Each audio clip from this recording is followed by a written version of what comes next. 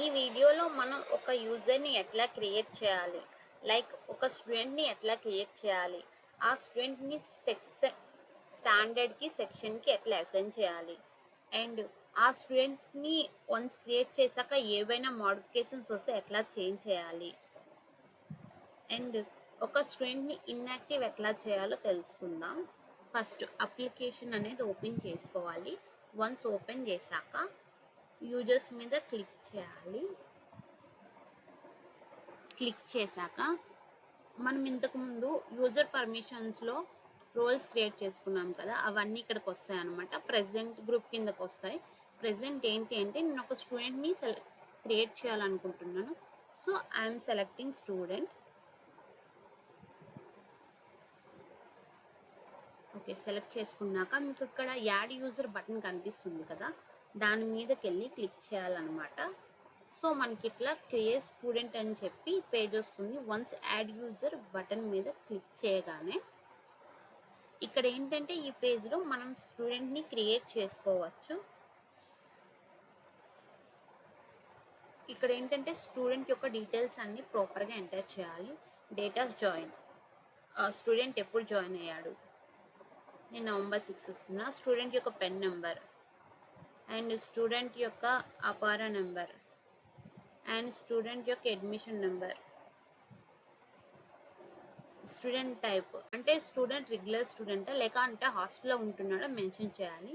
నేను రెగ్యులర్ కింద పెట్టా. And select standard. ఇంతకుముందు మనం స్టాండర్డ్స్ క్రియేట్ చేసుకున్నాం కదా, ఆ స్టాండర్డ్స్ అన్నీ ఈ డ్రాప్ డౌన్ బార్లోకి వస్తాయన్నమాట. సో నేను ఇందులో మీరు ఆ స్టూడెంట్ని ఏ స్టాండర్డ్కి అసైన్ చేయాలనుకుంటున్నా ఆ స్టాండర్డ్ ఇక్కడ సెలెక్ట్ చేసుకోవాలి. నేను ఫస్ట్ స్టాండర్డ్కి అసైన్ చేయాలనుకుంటున్నాను. So I'm selecting first standard. Use transport అంటే ఆ స్టూడెంట్ అనేవాడు ట్రాన్స్పోర్ట్ యూజ్ చేస్తున్నాడా లేదా. వన్స్ మనం యూజ్ చేస్తున్నాడని సెలెక్ట్ చేసామనుకోండి, మనం ఈ అప్లికేషన్లో క్రియేట్ చేసిన ఇంతకుముందు క్రియేట్ చేసాం కదా ట్రాన్స్పోర్ట్ ట్రిప్స్ స్టాప్స్ అని చెప్పి, అవన్నీ ఇక్కడికి వస్తాయన్నమాట. ట్రాన్స్పోర్ట్ స్టాప్ అని చెప్పి ఇలాగ ఒక ఫీల్డ్ వచ్చి మనం ప్రీవియస్గా క్రియేట్ చేసిన ట్రాన్స్పోర్ట్ స్టాప్స్ అన్నీ ఈ ఫీల్డ్లోకి వస్తాయి. చూడండి ఇట్లా వచ్చాయి కదా. వన్స్ ఆ యూజర్ కానీ ట్రాన్స్పోర్ట్ ఉంది అనుకోండి, ఎస్ మీద క్లిక్ చేయగానే మనకి ఇట్లా వస్తుంది. సో ఇక్కడ ఆ యూజర్ ఏ స్టాప్లో ఎక్కుతాడు అది సెలెక్ట్ చేసుకోవాలి మనం ఇక్కడ. నేను ప్రెజెంట్ ఏంటి అంటే యూజర్కి అనేది ట్రాన్స్పోర్ట్ ఇవ్వట్లేదు, సో నేను నోన్ పెట్టుకుంటున్నా.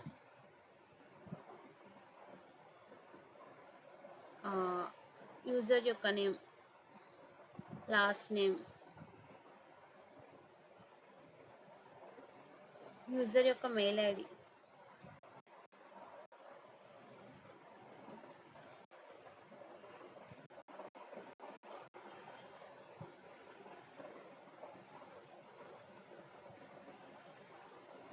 నెక్స్ట్ యూజర్ యొక్క ఫోన్ నెంబర్ ఇవ్వాలి, నేను ఆల్రెడీ ఇచ్చా. అండ్ ఆల్టర్నేటివ్ నెంబర్ ఇవ్వాలి. అండ్ స్టూడెంట్ యొక్క డేట్ ఆఫ్ బర్త్ ఇవ్వాలన్నమాట. ఇక్కడ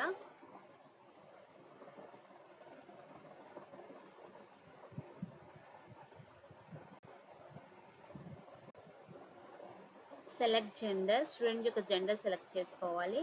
and select blood group, student యొక్క బ్లడ్ గ్రూప్ సెలెక్ట్ చేసుకోవాలి. అండ్ స్టూడెంట్ యొక్క ప్రొఫైల్ అన్నమాట ఇక్కడ సెలెక్ట్ చేసుకోవాలి.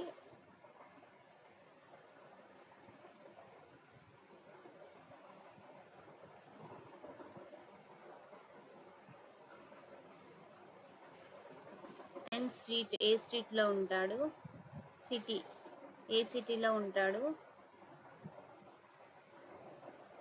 స్టేట్, ఏ స్టేట్లో ఉంటాడు, జిప్ కోడ్, ఆ సిటీ యొక్క జిప్ కోడ్ అనమాట, like pin code. Land mark, ఆ సిటీ యొక్క ల్యాండ్ మార్కు.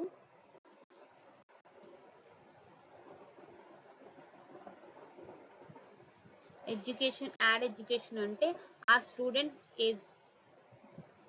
స్టూడెంట్ ప్రీవియస్ స్కూల్లో చదువుకుంటాడు కదా, ఆ ఎడ్యుకేషన్ అనేది ఇక్కడ యాడ్ చేయాలి. ఆ ఎడ్యుకేషన్ యొక్క డీటెయిల్స్ అనేది మనం ఇక్కడ యాడ్ చేయాలన్నమాట.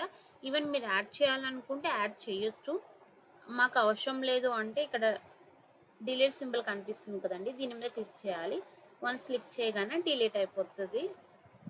సో నేను ఇక్కడ యాడ్ చేస్తున్నాను అనమాట.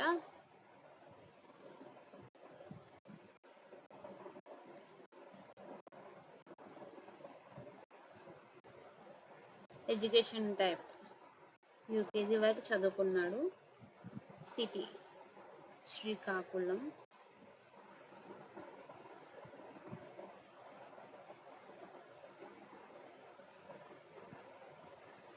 ఎప్పటి నుంచి అప్పటి వరకు చదువుకున్నాడు.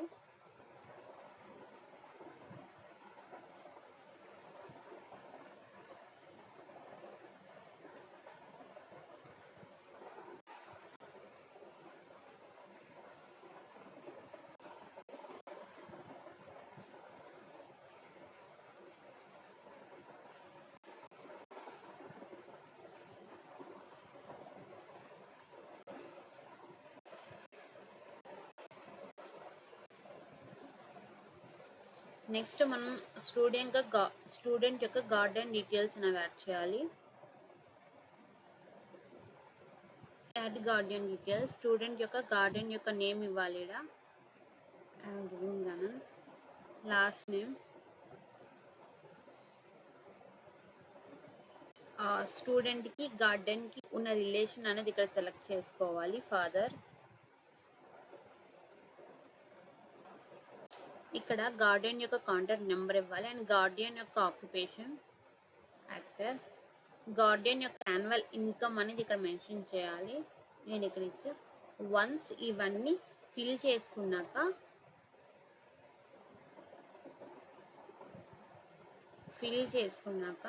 ఈ సబ్మిట్ మీద క్లిక్ చేయాలి. ఈ సబ్మిట్ బటన్ కనిపిస్తుంది కదండి, దీనిపైన క్లిక్ చేయాలి.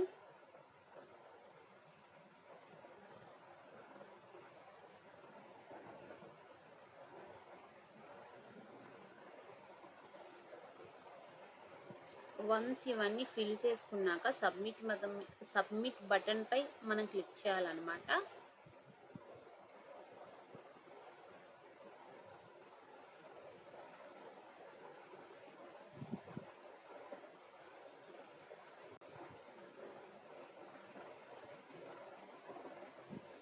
చూడండి, మనకి యూజర్ అనేవాడు ప్రాపర్గా క్రియేట్ అయ్యాడు. వన్స్ మనం చెక్ చేసుకుందాము యూజర్ అనేవాడు ప్రాపర్గా అయ్యాడా లేదా, మనం ఇచ్చిన డీటెయిల్స్ అన్నీ కరెక్ట్గా ఉన్నాయా లేదా అని చెప్పి.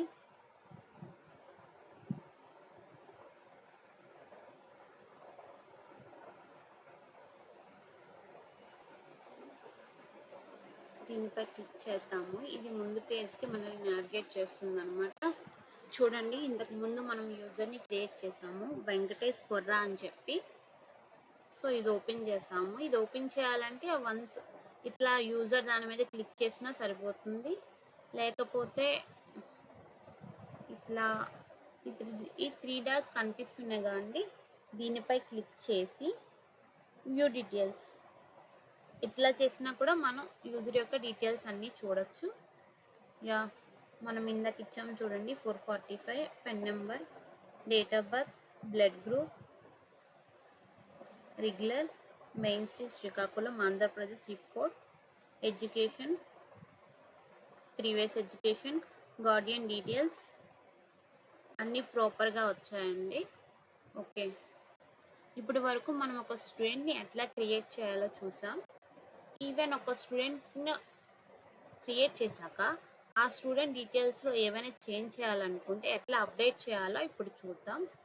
మీకు ఇప్పుడు ప్లస్ బటన్, ఇక్కడ ఈ బటన్ కనిపిస్తుంది కదండి, ఇదే అప్డేట్ బటన్ అనమాట. దీని మీద క్లిక్ చేయాలి. వన్స్ దాని మీద క్లిక్ చేయగానే మనకి ఇట్లా ఏది స్టూడెంట్ అని చెప్పి ఒక పేజ్కి నావిగేట్ అవుతుంది అనమాట. ఇక్కడ ఏంటంటే మనం స్టూడెంట్ యొక్క డీటెయిల్స్ అనేవి ఎడిట్ చేసుకోవచ్చు. నేను జస్ట్ నేమ్ చేంజ్ చేసాను చూడండి, వెంకటేష్ కొర్రా అని ఇచ్చాను కదా, వెంకటేష్ మల్లా అని చెప్పిస్తున్నా.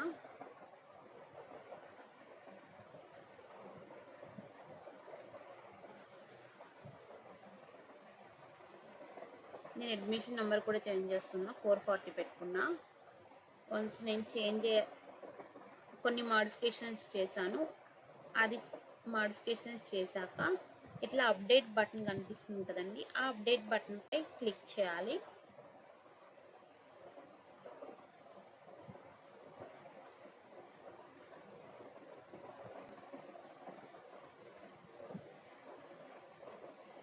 చూడండి, మనకి యూజర్ అనేవాడు అప్డేట్ అయినట్టు మెసేజ్ వచ్చింది. వన్స్ మనం చెక్ చేసుకుందాం, యూజర్ అనేవాడు అప్డేట్ అయ్యాడా లేదా, మనం ఇచ్చిన చేంజెస్ అన్నీ అతనికి కరెక్ట్గా వచ్చాయా లేదా ఒకసారి చూసుకుందాం. చూడండి, ఇంతకుముందు వెంకటేష్ కొర్రా అని చెప్పి ఉండేది, ఇప్పుడు వెంకటేష్ మల్లా అని ఉంది.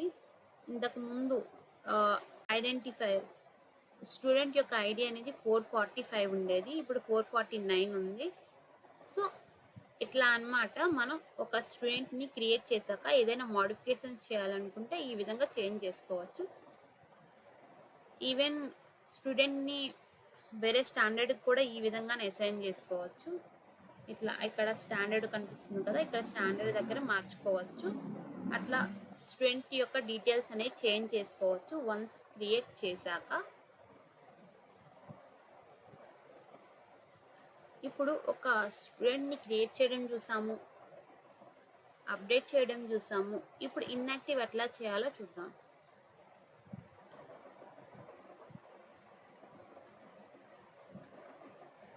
ఇప్పుడు మీకు 3 డాట్స్ కనిపిస్తున్నాయి కదండి, దీని మీద క్లిక్ చేయాలి. క్లిక్ చేశాక మీకు ఇన్యాక్టివ్ అని కనిపిస్తుంది కదా, దీని మీద క్లిక్ చేయాలి. ఒక్కసారి అట్లా క్లిక్ చేశాక ఇది అడుగుతుంది, మీరు నిజంగా స్టూడెంట్ని ఇన్యాక్టివ్ యూజర్ని డిలీట్ చేయాలనుకుంటున్నారా అని చెప్పి. ఓకే, మీరు డిలీట్ చేయాలనుకుంటున్నారంటే ఎస్ డిలీట్ మీద కొట్టాలి. మాకు అవసరం లేదు అనుకుంటే క్యాన్సిల్ మీద కొట్టాలి. ప్రజెంట్ ఏంటంటే నేను డిలీట్ చేయాలనుకుంటున్నా, సో ఎస్ డిలీట్ మీద క్లిక్ చేస్తున్నాను.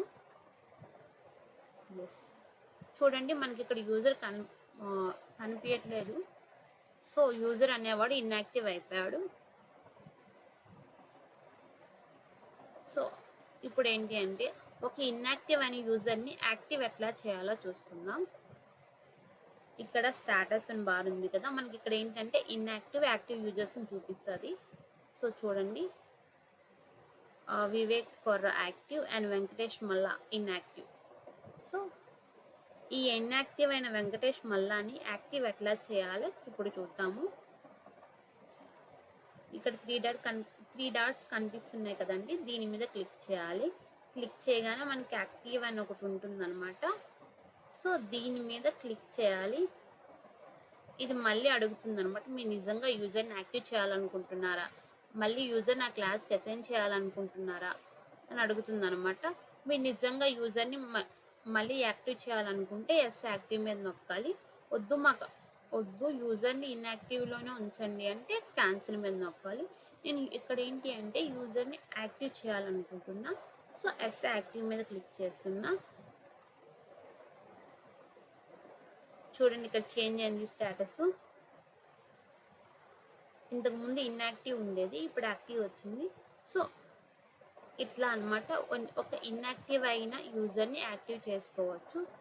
ఈ విధంగా మనం ఒక యూజర్ని క్రియేట్ చేసుకోవచ్చు, అప్డేట్ చేసుకోవచ్చు, డిలీట్ చేసుకోవచ్చు, అండ్ డిలీట్ అయిన యూజర్ని కూడా మళ్ళీ తిరిగి యాడ్ చేసుకోవచ్చు.